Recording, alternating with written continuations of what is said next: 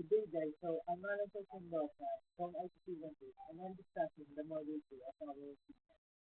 So, let's move on to the method. What is method?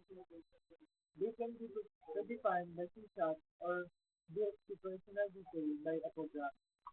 So, I have ready the code block here. So, I have the method that means pangalan ay my method. So, sa loob nito, may console.writeLine siya. Tapos meron din akong main method which is dun ko tatawagin yung method ko.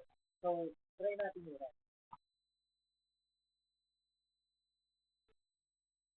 So, as you can see, lumabas na yung nasa loob ng my method ko na console.writeLine siya.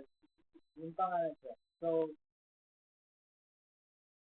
ang method, meron din siyang use. So, ang advantage nito ay code reusability, easy testing, modifiability, input versatility.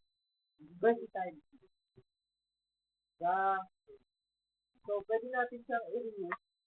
So, maglagay pa tayo ng isang method.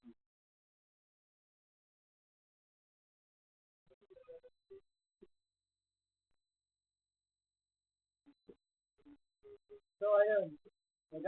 Nagamit natin siya ulit. This is lumabas na yung nilagay ko dito ang console.writeLine sa method ko. Ayun lang yung sa method, guys. Salamat sa pakikita.